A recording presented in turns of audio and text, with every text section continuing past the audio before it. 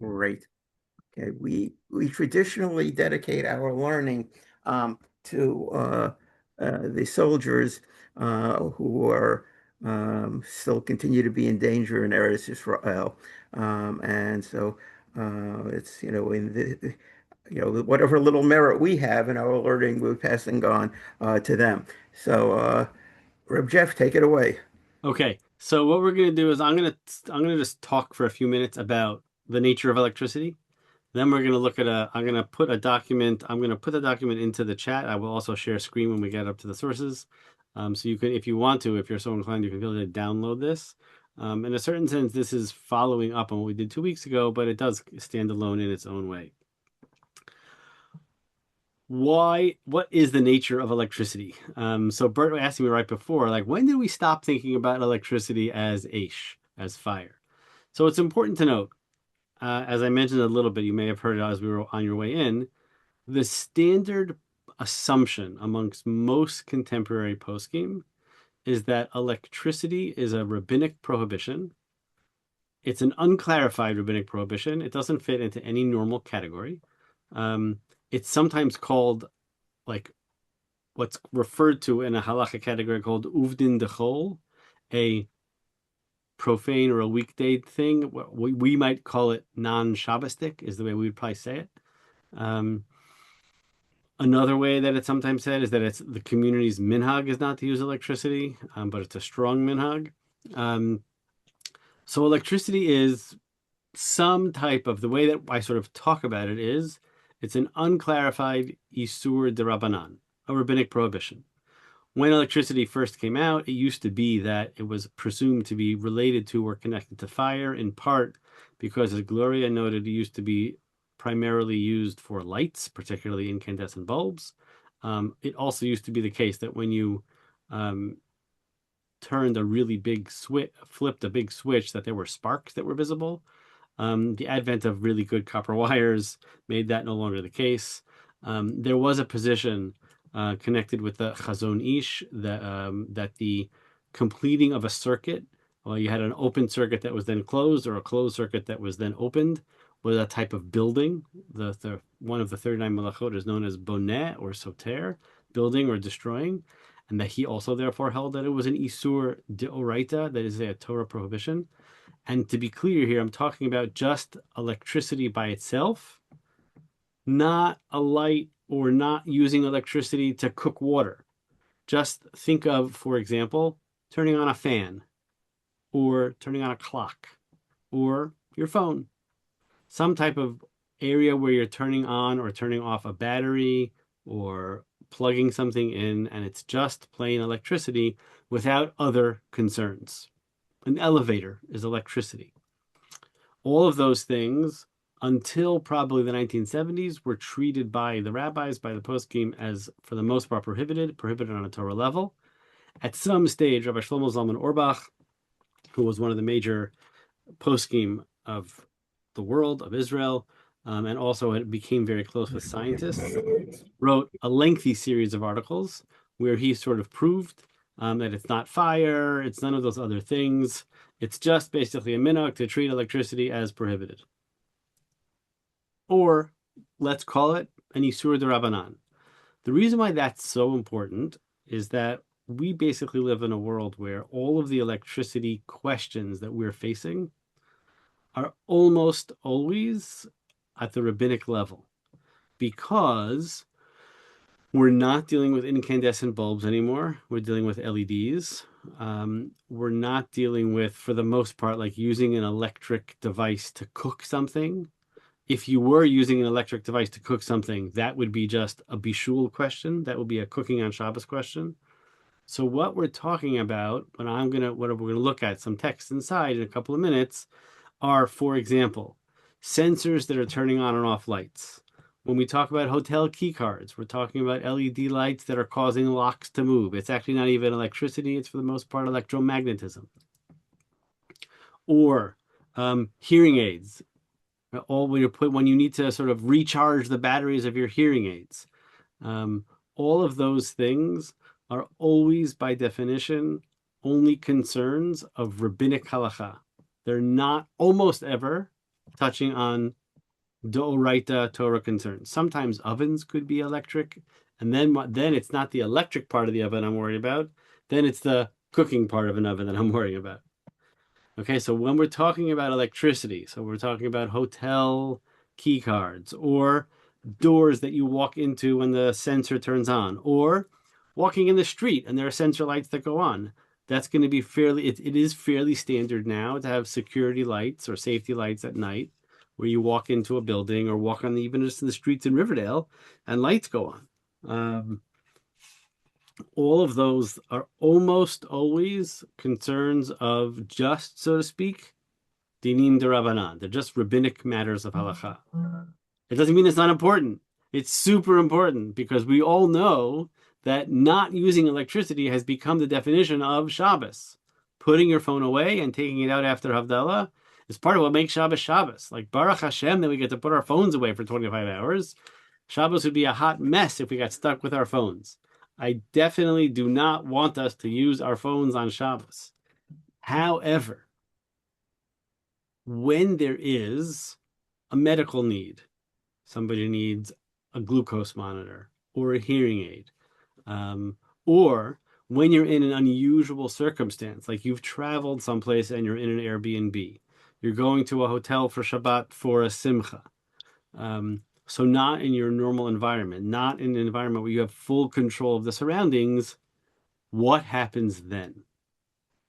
That's the real question that I'm trying to think about. What I did last time was try to define a very messy concept in halacha, which is the concept of intention. So generally speaking, when the standard version of this is like your fridge door. When I open my refrigerator door, every time I open the door, the light goes on.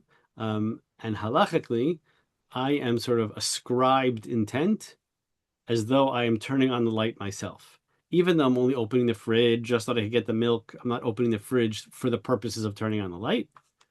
Since every time you open the door of the fridge, the light goes on, the presumption is that that's prohibited because we are going to apply intent to you, the one who's opening the fridge. If I know that when I walk on the following block, the light's going to go on, I can't argue that I don't intend it because every time you walk there, the lights go on, and I'm benefiting from those lights in one way or another. Okay, so that's the standard understanding. What I'm now going to do is offer a different approach to this concept. This concept is called Eino Mitkaven, not intending.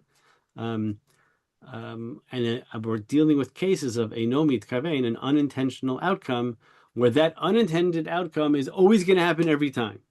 So every time you open the fridge, the light goes on. Every time you walk by a sensor light, the light goes on. Every time you walk by CVS, the door gets opened. I mean, there's no real reason to go into CVS. Every time you walk into a certain kind of hotel lobbies, the door is going to open. So what happens if you're living in a door in a building and they put in automatic doors, or they put in doors that are assisted? So you open it and then, I don't know if you've ever seen those, where you pull them and then they get assist. They're in certain cities that's become fairly standard. Chicago now has them all over the place because the wind makes it hard to open doors. But also, just for people who may have any physical, mobility issues, it's very helpful to have a physical assisted door. Does that mean you can't live in such a building? If you live there, you have to move. Like, what? You can't walk out that door on Shabbos. What is it? How are we going to function in a world in which this is going to become more and more common? Another example, which we mentioned briefly, there's now a new law in California. All new toilets are required to have sensors so that the toilet, when it flushes, only uses the right amount of water based on the waste in the toilet. That is going to become standard. So in 10 years' time, every toilet will have a sensor on it. So we're going to tell people they can't go to the bathroom on Shabbos? Like, that's not really an option. Okay, that's supposed to be code, and it's going to become fairly common if it isn't already. Does anybody have a building where when you walk in the hallways or in the stairwell, the lights go on? Anybody in one of those buildings? Where was I recently? Seth Aronson lives in such a building. There are a handful of buildings in Riverdale where they're already starting to do that. And it's going to become code because it's just better for the environment. We shouldn't be leaving lights on for 25 hours. It's just wasteful. There's no good reason to do that anymore. And just because they're Chanyaki Jews like us who don't want to turn lights on, doesn't mean that the whole world should be wasting electricity. Okay, if that's the case, and as the world becomes smarter and smarter and more sort of responding to the presence of human beings walking, and we have more and more, devices that people can use that are going to be electrically assisted, for example, you can now, has anybody taken an Uber in the last year or so, last several weeks even? There is now in Riverdale, in New York area called Uber Electric.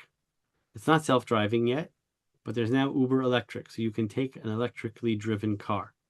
Um, has anybody ever taken a Waymo, self-driving robo taxis? Yeah. Okay, so there. I was in one a year ago in San Francisco. I did it 3 times. It's a self-driving car that you order with an app. So I want you to imagine the following scenario.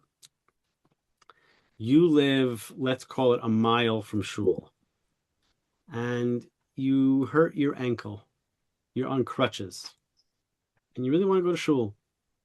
So on Friday afternoon, before Shabbat starts, you program your app so that the self-driving electric car will pick you up in front of your door at 8:45 and get you to shul on time so that you can say Kaddish for your loved one, or Yisker, or whatever it is. Or show up to shul in Rosh Hashanah to hear the shofar.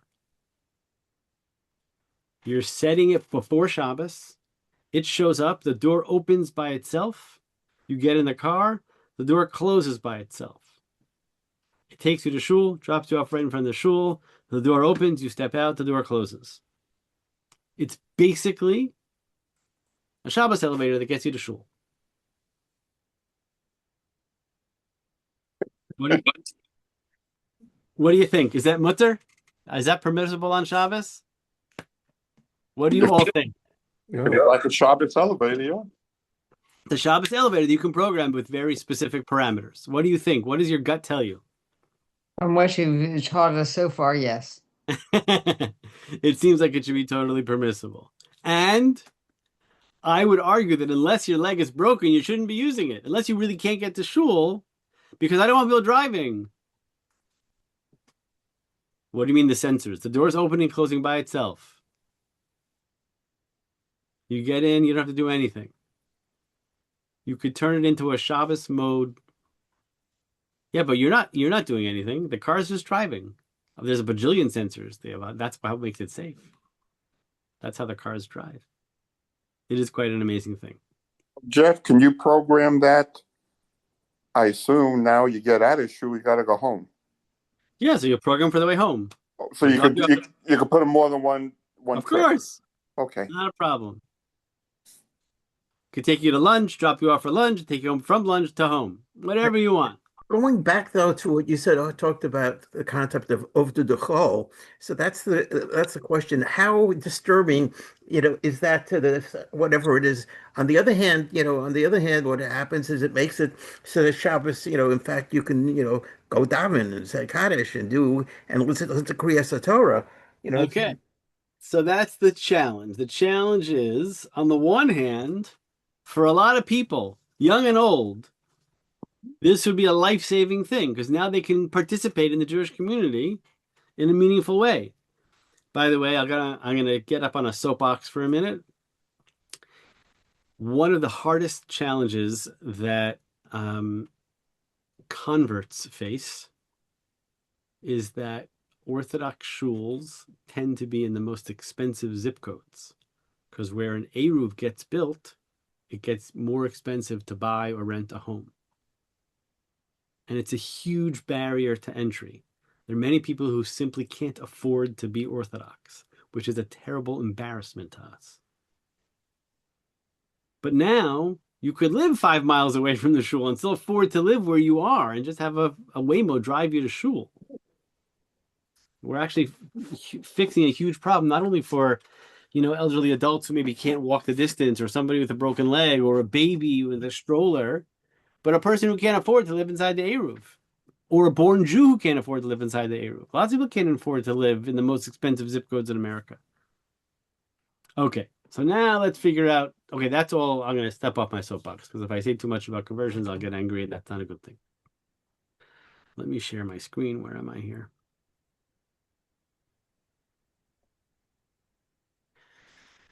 Okay. And so much like the conservative stuff. So let's see here. Okay, now I could see you and I can see my text. So my text is on my screen to my right. If I'm looking to the side, I'm still seeing you. You could see this, right? It says extinguishing the flame of the Mizbeach. Yes. That's Okay, great. So there is a very unusual prohibition. Once the Mizbeach, once the altar has its fire lit, there is a prohibition of extinguishing it, which is an interesting prohibition that On Shabbos, you mean? any day of Or the any week day. Oh, always. okay. you can't All right. extinguish it. The pasuk says, "Va'isha al mizbeach lo tichbeh, Right. eish tamid tukal mizbeach lo tichbeh." So on two different occasions, here you see it in the red. The fire shall be kept burning on it, on the altar. It shall not go out. It really should be, you shall not extinguish it. There's a unique prohibition of extinguishing the flames of the mizbeach. The Rambam lists it as a negative commandment. I just want there's some interesting features of this mitzvah. We'll come back to why we're doing this in just a moment. In the beginning of Hilchot Tmidim Umusafim, which where the Rambam lists the laws of the daily sacrifices, he says, "Mitzvat aseh lihiot eish yikuda ala mizbeach tamid." There's a positive commandment for there to be fire continuously burning on the altar, as it says, "Eish tamid tukad ala mizbeach." And then he says, "Af al pi sheha'esh yarda min hashamayim," even though this flame came out from heaven. One of the miracles of the first Beit HaMikdash was that flames would come from heaven onto the Mizbeach. Nevertheless, mitzvah lahavi esh min hahedyot. There's a requirement to bring ordinary fire. It's an interesting example of divine human kind of cooperation. The fire on the Mizbeach was both divine and humanly created, and there's this unique prohibition of extinguishing it. Okay, fascinating halacha. And then the Rambam says, "Hamechabe et ha'esh ala mizbeach lokeh." It's a Torah prohibition, and if one extinguishes the flame of the mizbeach, they get lashes. Why do I care about this? It's cool. It's fascinating. How is it related to our question of intention, etc.? So the Gemara in Masechet Zvachim. So here's the English and here's the Hebrew. Amar Shmuel, Hamitnadev Yayin. So let's say I make a contribution to the Mizbeach, to the Beit HaMikdash, and I want to give wine to the Mizbeach, or to the Mikdash, really. I can bring it, and then person not Kohen, just Jew who has decided to donate wine, has the right, really it's an opportunity, to sprinkle wine on the altar of the Mizbeach, and it gets sprinkled onto the flames of the altar. And the Gemara says, Yain Takri, we have a pasuk that tells me that. But the Gemara is very bothered. But wait a second. If I go and I bring my wine and I'm going to sprinkle it onto the flame of the Mizbeach, I'm going to put it out. Veha ka mechabe. But if I sprinkle wine on the altar, which I have now donated, I'm going to extinguish the flames. It's an Isur Deoraita. Says the Gemara, Ha Rabbi Shimon. This goes according to the position of Rabbi Shimon. This is not difficult. The statement of Shmuel is in accordance with the opinion of Rabbi Shimon, who maintained that a permitted action from which a prohibited action inadvertently ensues is permitted. Eino mitkavein is permitted. Okay, this is like a standard rule. I'm not intending to put out the flame. I'm intending to sort of volunteer and libate this wine onto the flames of the Mizbeach. As long as I don't intend the wine to actually extinguish the flame, it's okay. Rashi says something amazing here. Here, Rashi, and if you should ask, surely this is a case of psik resha. But wait a second. Every time you pour a liquid on a fire, it extinguishes the fire. That's the way it works, because pouring liquid onto fire inevitably extinguishes it. And even Rabbi Shimon concedes that where the forbidden result is inevitable, the act is prohibited. So how can Shmuel say that you can sprinkle wine onto the flames of the Mizbeach, won't it inevitably, what's called psik resha, cause the flames to go out? And now Rashi changes the whole game for us. Rashi now says it is possible to sprinkle in extremely fine drops. Instead of taking, do I have a cup here? Instead of taking a whole cup, I don't have my big water bottle here, and pouring it on like a big mess, I could sprinkle it one little drip at a time, and that won't extinguish the flame. So since it's possible, the droplets are so fine that they're consumed by the flame without extinguishing. Says Rashi, therefore, even if he in fact extinguishes by pouring in large drops, it remains an unintentional act. Even if hold on 1 second. I'm just going to tell my son he can take my car. That's long. That's you are back. Right. Sorry. Says Rashi, I want you to pay attention to why this is so crazy. He gets in trouble for this. Even if in fact he extinguishes by pouring large drips, it's still okay.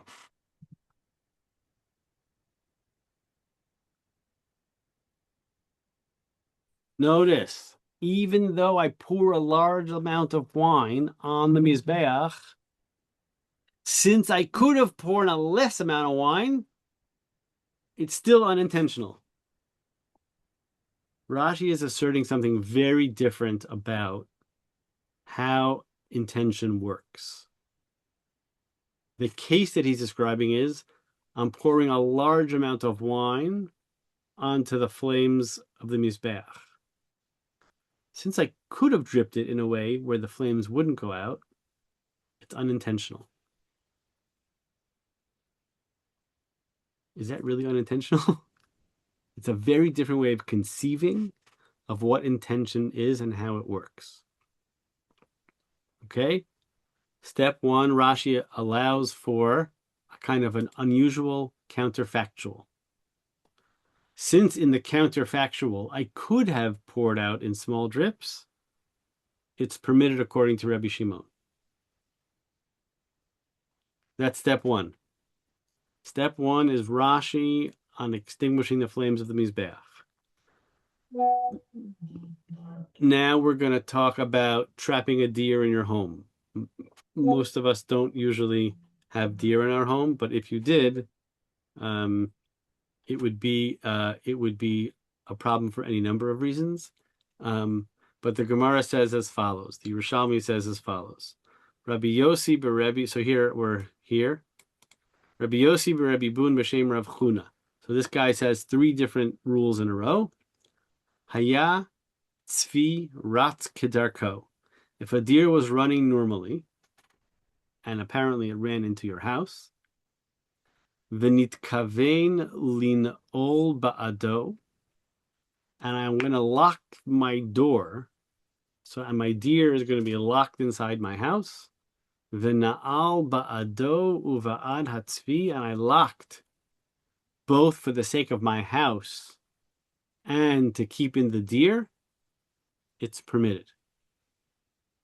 That is an unusual case.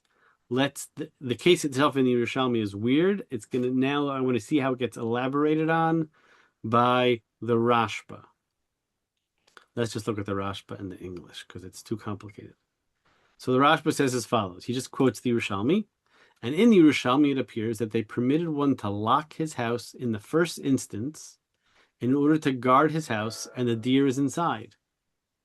Okay, I know these cases are weird. They're not the cases that we're used to thinking about. But imagine for a moment you lived in a house in the Berkshires, and a deer ran into your house, and now you want to walk to shul on Shabbos morning because you're going to lock your door.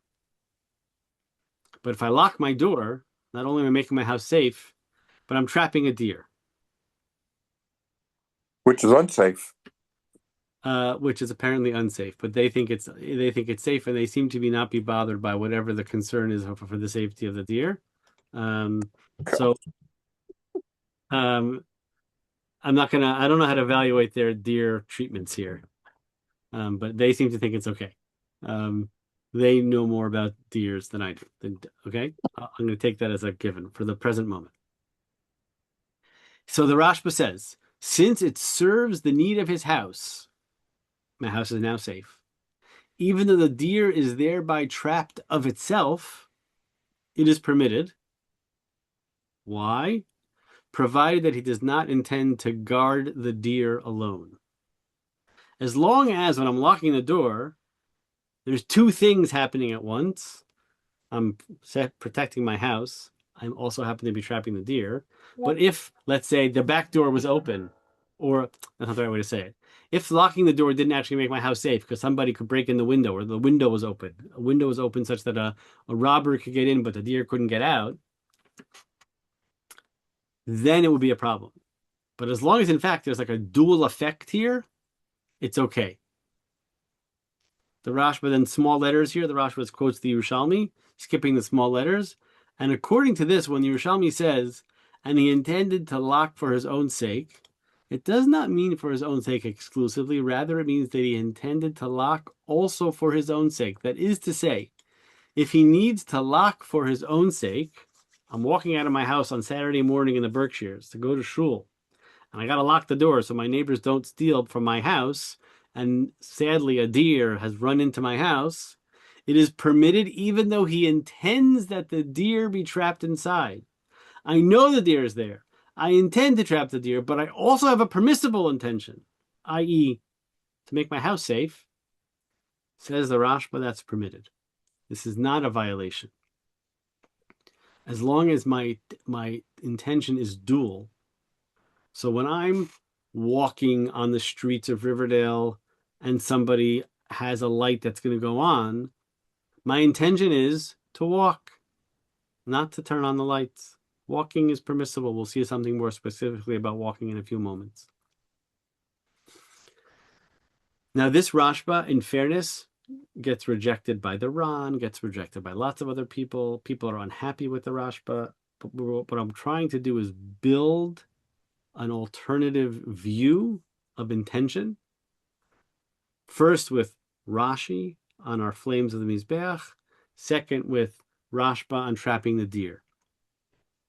This Rashba gets elaborated upon by a sefer called the Shiltei Giborim. Shiltei Giborim is an Italian work from the 16th century, and he writes as follows.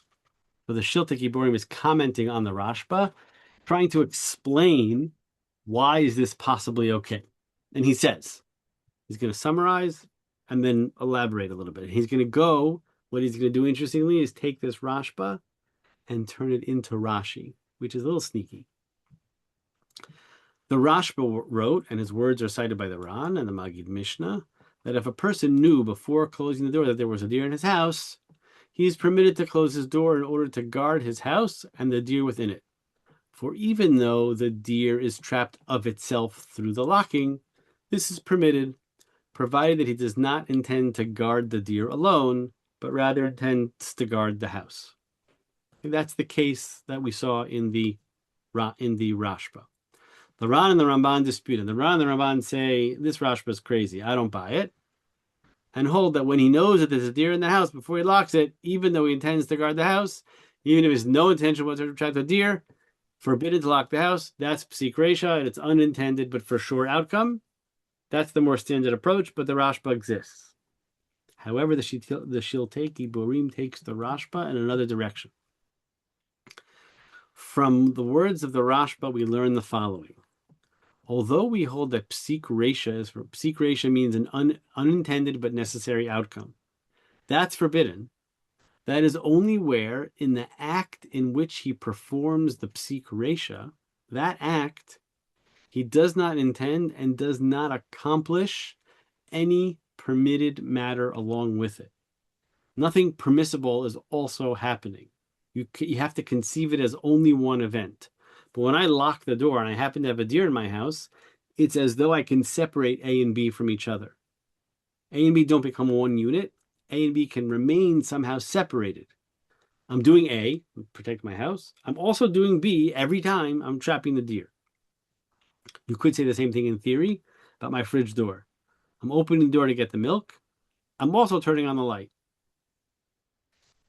But if in the same psik resha he also accomplishes a permitted matter and intends the permitted matter as well, even though he performs a psik resha and intends the forbidden result, it is permitted.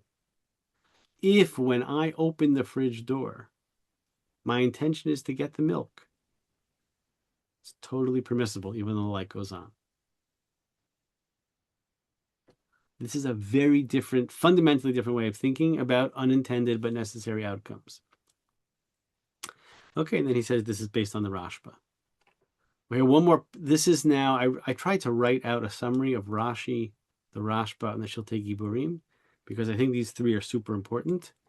The way that I would describe them is that Rashi comes up with this counterfactual severability. This was me playing around a little bit with AI. Counterfactual severability is a way of saying that when I sprinkle the wine on the flames, I could have done it in a way which is otherwise permitted, and even though I didn't do it, it's permissible. The Shiltei Giborim takes it even further, and it has counterfactual severability kind of in an abstract sense. Okay, we'll come back to this in a moment. Let's look at one more case from the Gemara, and then I'm going to open it up to a lot of questions. Because up until now, I'm trying to just get some data in your head, but then we're going to have a freewheeling conversation, and I'll offer you a bottom line. One more case. The Gemara asks, Mahu laharog nachashim va'akravim b'Shabbat. Now we're killing snakes and scorpions. Let's assume for a moment that snakes and scorpions are dangerous. So the answer is, I would kill a hornet, all the more so I'd kill a snake or a scorpion, and they're dangerous and permitted to kill them. But the Gemara says there's no conclusive proofs from this, because perhaps it is only permitted when one steps on it innocently as he is walking. You're doing it lefi tumo. You don't really intend to kill it, but you're walking and you see a scorpion. When I was in yeshiva in Israel, I went to a place called Yeshivat Shalavim, where Rabbi Nussbacher was there back then. He was a kollel guy. He was walking around with a guitar, playing Karbach Nigunim for us. When you'd go for walks on Shabbos in Nof Ayalon, which is the city right next to Yeshivat Shalavim, there were often scorpions. And they're really dangerous. I was once walking with my teacher, my Rebbe at the time, and he stepped on the scorpion because he was really afraid that it would sting somebody, because people don't usually die from scorpion stings, but little kids or older adults actually can die from a scorpion sting. So he went out of his way and stomped on the scorpion on Shabbos. Usually we don't kill bugs on Shabbos, but he went, killed the scorpion on Shabbos, and I was shocked. And he told me this Gemara. I don't think I understood what the heck he was talking about back then. But he said you should kill scorpion on Shabbos. You don't want anybody to get hurt. Let's go a little bit further in this Gemara, because we're going to see something develop. As Rabbi Yehuda said, with regard to spittle on Shabbat. So let's say, this is a little bit gross, and I apologize. You can't smear things on Shabbos. So think about smearing like Vaseline or something like that, or even like phlegm, which is gross. But if there's somebody had spit on the floor, you could just walk on it. With regard to spittle on Shabbat, one might trample it innocently. Dorso lefi tumo is innocently, and need not be concerned about the prohibition of smoothing or leveling holes. You don't have to worry about smoothing because you're not intending. And Rav Sheshet said, with regard to a snake, one may trample it innocently. Rav Katina said, with regard to a scorpion, one may trample it innocently. Innocently is lefi tumo.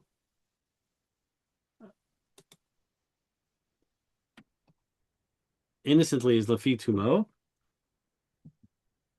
And so that lefi tumo somehow becomes, even though I'm walking on the street, I'm going to step on the scorpion, I'm going to kill it, it's permissible. Why is it permissible? Isn't it like a psik resha? Let's look at our friend the Rashba again.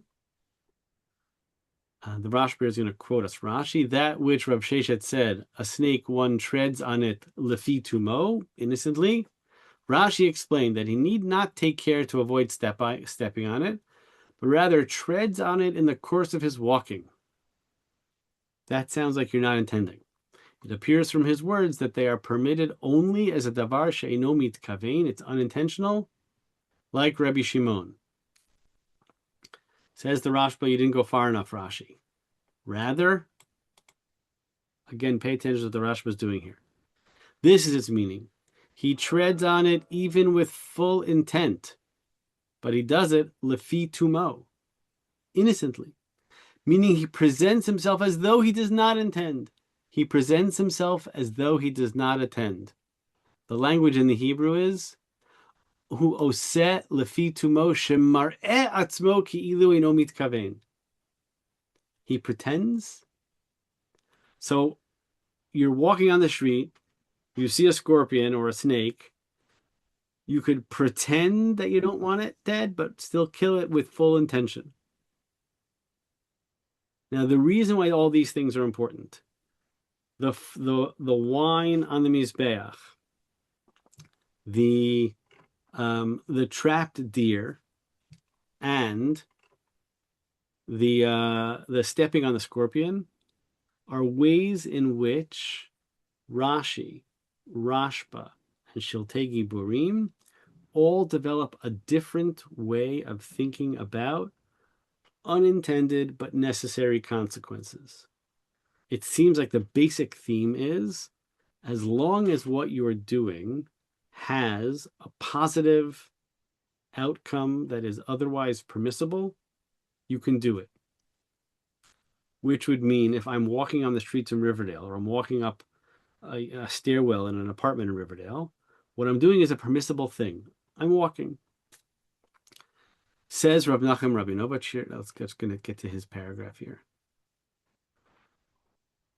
Rav Nachum Rabinovich, who was the Rosh Yeshiva of Yeshivat Malei Adumim in Israel, and also had a PhD in math, I believe, relies heavily on the scorpion case, and he uses that to develop the permissibility of walking through censored doors on Shabbos.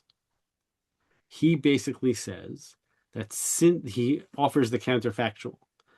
Since you can open a door on Shabbat, if it were permissible, if it were a door that, like a normal door, the fact that this door opens with a sensor doesn't mean that I can't walk through the door, because I can just walk innocently and pretend as though you can't really pretend. You're walking through the door to go in or out of your lobby, or in and out of the lobby of the hotel. That says Rav Nachum Rabinovich, that's permissible. It's permissible because he's not thinking about unintended but necessary consequences, as though you must now all of a sudden be intending. He's allowing A and B, walking through the door and the sensor lights going off, to remain two separate and distinct actions. So opening the fridge door and turning on the light can be conceived of as two separate actions. Closing the door and trapping the deer is conceived as two separate actions. Sprinkling the wine on the fire, since I could have done it in a permissible fashion, two separate actions. Now, Rav Rabinovich is only willing to do this because the outcome is a rabbinic prohibition. He doesn't want to actually paskin like the Rashba and the deer. Most of us don't have deer in our homes, I hope. He won't paskin like the Rashba for the deer, but because that's potentially an isur deoraita, trapping a deer. But all the other cases that we're going to deal with are almost always going to be rabbinic concerns, because they are quote unquote just electricity. So that means when it comes to the key card, so Rav Rabinovich wants to permit key cards entirely because he thinks electromagnetism is mutter on Shabbos. That's a more extreme argument. He probably knows more about he's no longer alive. He is a serious scientist. He understood what's the difference in electromagnetism and electricity. I'm not even interested in that for my purposes. What I want to argue is that since opening doors as a concept is a permissible concept, in an instance in which you are no longer in control of your environment, meaning not in your home that you live in 50 weeks of the year, but you're traveling someplace for Shabbos, one Shabbos a year, two Shabbos a year.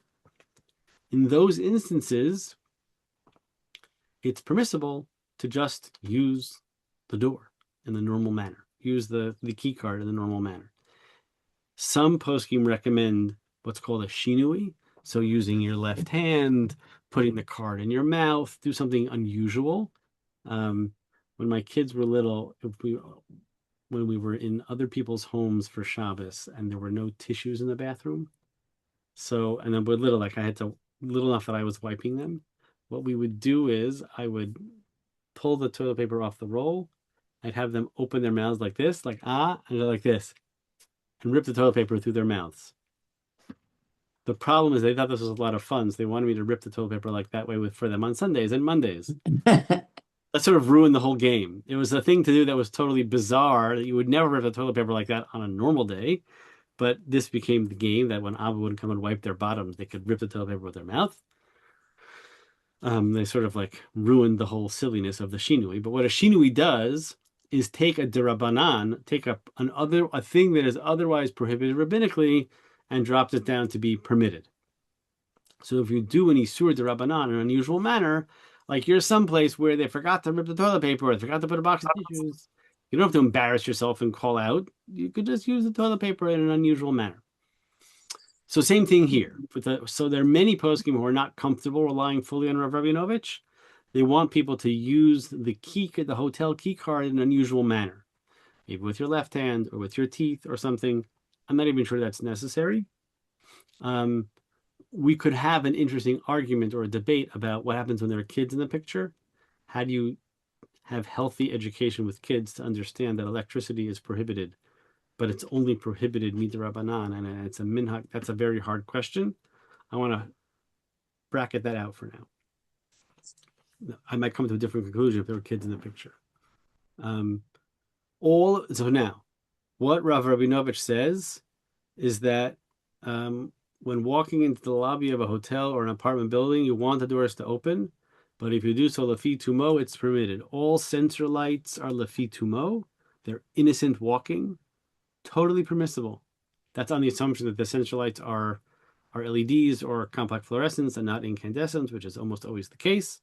And then we have the following. So I tried to write out what I want to say because I wanted to say carefully.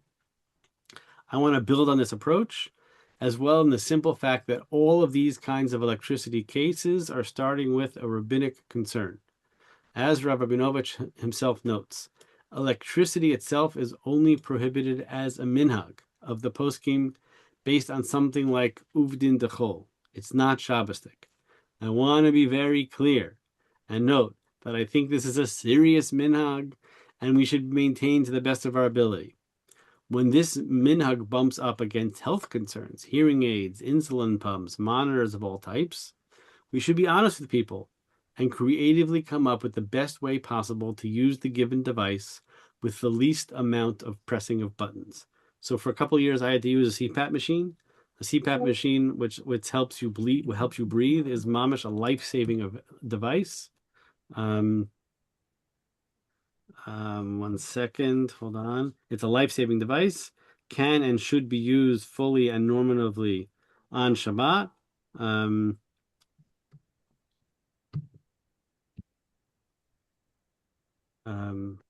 Hold on one second, I was responding to my son, sorry. If you can, some CPAP machines can be put on a timer. Some CPAP machines, when you put them on, they turn on automatically when you take a breath in. Some CPAP machines, you have to press a button. So if you have to press a button, it's a life-saving electronic medical device, can and should be used. All of those things are sort of non-standard or something out of the norm. Once you're out of the norm, You just use electricity as you need to save your life. We shouldn't get stuck on forcing people to do something unusual and use your pinky. So David was asking, many people have asked me about batteries for hearing aids. Batteries for hearing aids are changing very fast. They now last usually a full day. Most of the time, they have to be charged overnight. The best recommendation I can give you is when you use a battery, make sure that when you put it in the charging, it hasn't fully run down to zero. As long as it hasn't gone down to zero and you're just recharging a partially charged battery, then you're not really actually violating anything on Shabbat. It's probably totally permissible. If it's fully run down to zero, that could be like what's called tikkun kli. You're fixing a dead device. So that's a less good option. It's the same thing when if you have to access a certain app on your phone over the course of Shabbat for health reasons, it's better to have your phone always on instead of having to like swipe up or facial recognition. Better to have your phone in an always on circumstance, and it may mean plugging it in. When else has this come up? If you have anybody who wears a smartwatch because it has a fall, some of these smartwatches have the ability to recognize if a person falls, and when a person falls, they can call 911. So if you're a person who wears a smartwatch, not just to keep track of your steps, but because you need to have the ability to call 911. If you have a smartwatch, you should put it in the always on mode, so it doesn't like turn on when you go like this, and so the screen doesn't flip on. Again, there are ways to do this such that you limit your interaction with electricity and you still benefit from the life-saving devices that have, Baruch Hashem, been created in our generation. There was one more just story. There was one of these Pesach hotel programs, like a really fancy schmancy one, I think in Puerto Rico. When the hotel was booked, the hotel was providing hard keys.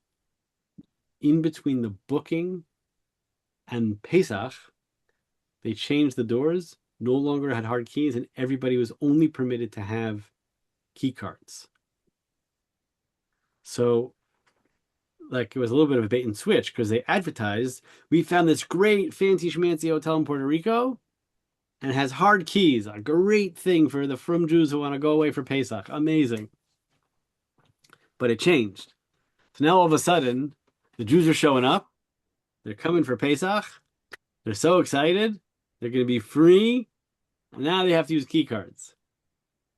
So what do you do? Because you advertised it one way and now you have another way. So Rav Rabinovich has a lengthy tshuva. It's like a 30-page article. Why key cards are mutter.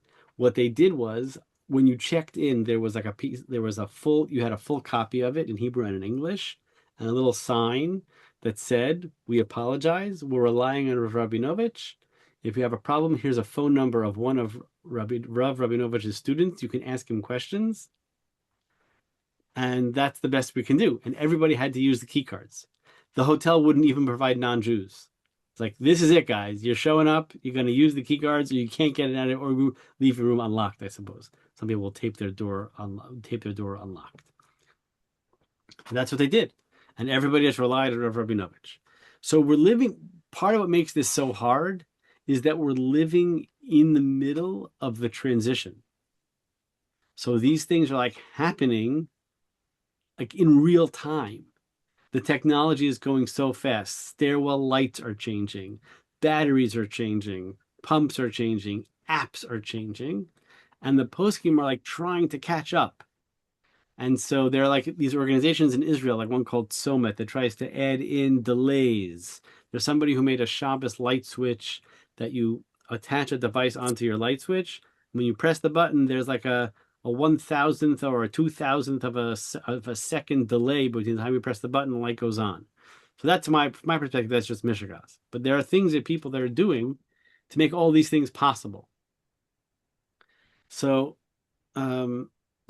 just to give you my bottom line, this means that in our homes, we should still be relying on timers or non-Jews to assist us as needed.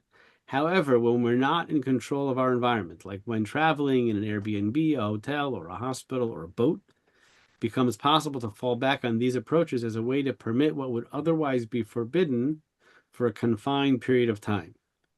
As our homes, buildings, and general environments become smarter and smarter, we will continue to rely on workarounds like timers until that becomes unreasonable or illegal based on code.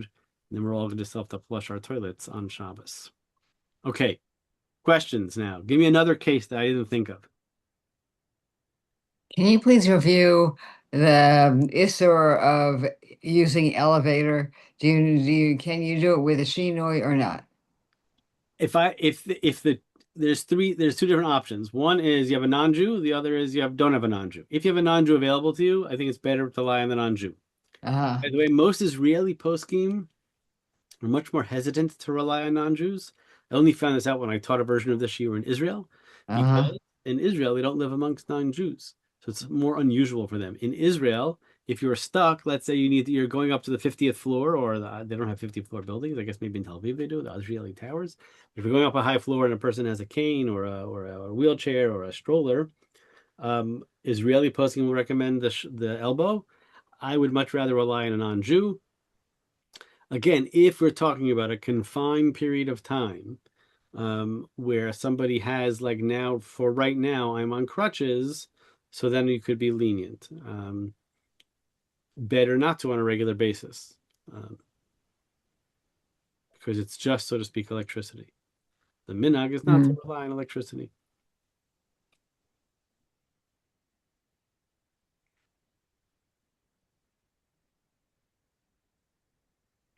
Hello? Yeah, David, is that a question? No, it was silent.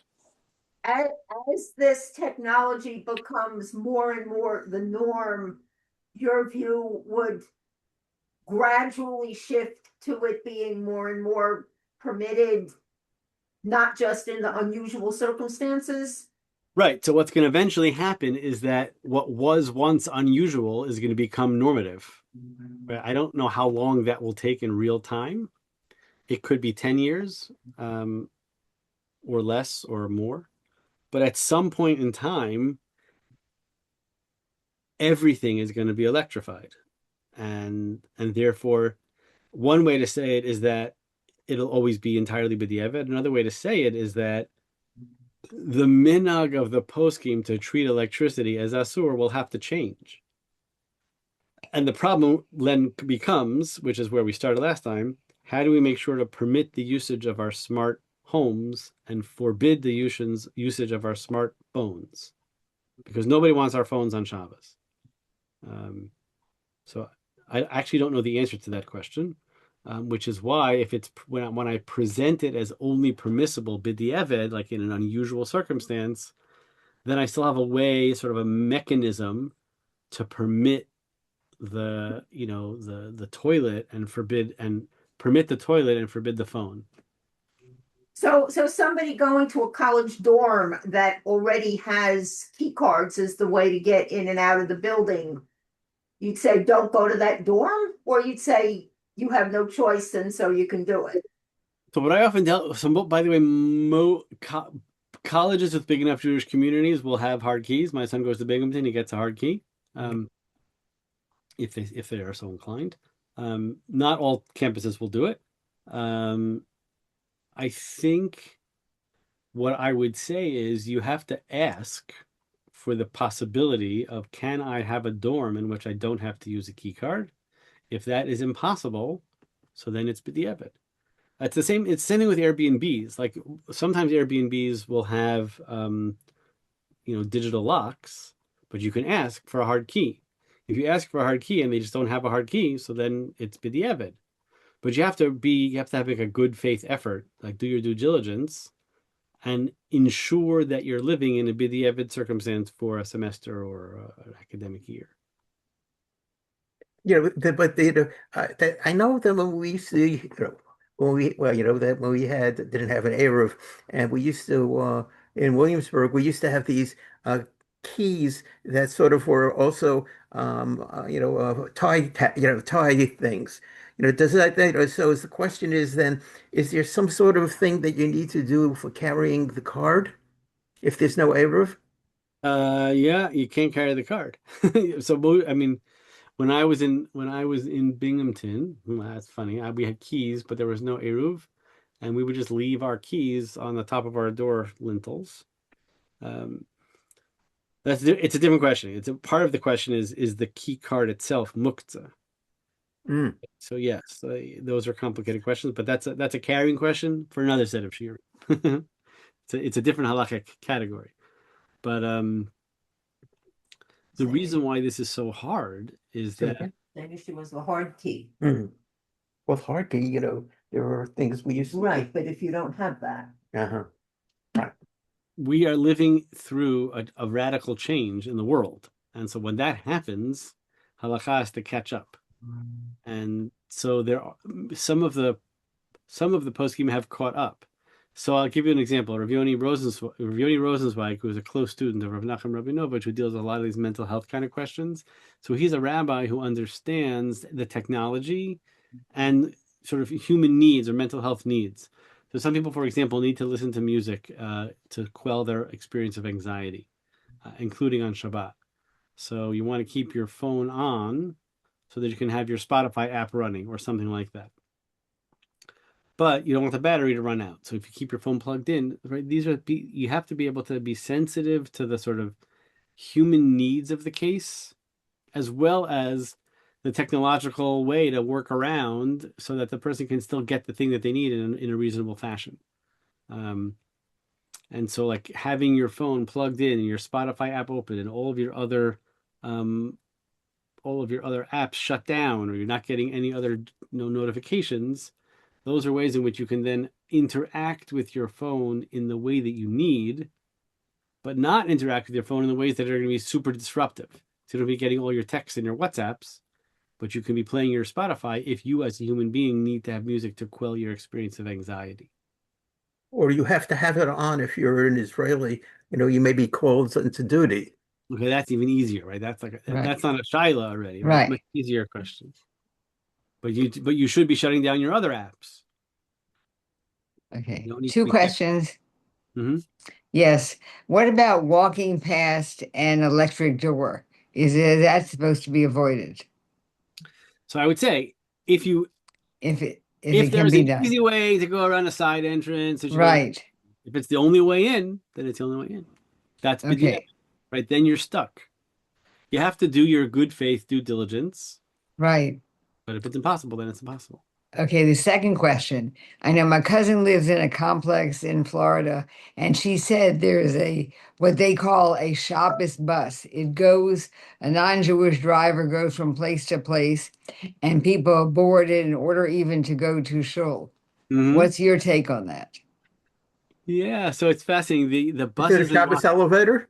the Shabbos elevator, right? It stops at every stop. The buses in Washington D.C. are now free. And the Washington D.C. the Kesher Israel community, as well as the outskirts communities, have all been asking, "Can we take the bus? Can we go to the Smithsonian on Shabbos? Or let's say I want to go to a bar mitzvah of my family member in town, into the center of the city." I still think you shouldn't do it. In a community in which there's no alternative and everybody is like it's an older age community, I could understand the argument in support, and it would feel weird to me. But I don't know when we'll get there. Right. Rav Jeff, I have to say, I carry my phone on Shabbos. I spoke to someone, I'm not going to say who or where, to find out that person's opinion about carrying it. Why do I carry it? Well, I'm 80 years old now. Years ago, I had a fall when I was still working, and I was in the street, would end up with a broken arm. Fortunately, at that time, there were people around. But now I'm sometimes walking by myself, and my balance is not what it used to be. In fact, whenever I go to one of my main doctors or some studies I belong to, one of the main questions is, have you fallen? Have you almost fallen? Anyway, just coincidentally, Shavuos, so Shavuos ended Shabbos night. So I turn on so when I say I have my phone on, I have it on, but it's not ringing. And I never use it. It's only for, God forbid, when I need it if I'm in jeopardy. Anyway, on Shavuos, Shabbos ends. I take out my phone and I'm taking a look at my messages. And on Friday at 9:30 in the morning, I had a call from my neighbor, who's my partner when I walk, and he's 84. And right on our street, he had taken a fall. And he called me. He's not Orthodox, not observant or anything, so he didn't know. Anyway, it turned out he had broken his kneecap, fractured his kneecap, and I think he damaged his hand. So I'm trying to say is, he was fortunate someone came by and helped. No, he was fortunate because he had his phone and he called someone who then called 911, etc. And that's a scenario that scares me for myself. So that's why I carry my phone on Shabbos. It's off. I never have used it. And again, after Shabbos, I turn it on and see what's there. But I'm always afraid of the scenario where I'm going to walk, lose my balance or trip or something, and injure myself fairly seriously. May I suggest something, Dave? Do you see this pendant that I have? Yes. It's something called a mobile alert because I have issues with balance too. I'm aware of it. Thank you. Okay, all right. Yeah, I mean, that's the same thing as the smartwatch that has a fall Right. detection. Right. It's the same idea. Yeah, I think you should use the system that works best for you and keeps you safe. But here's a good example, right? For some people, if can I tell you, you know what? I'm gonna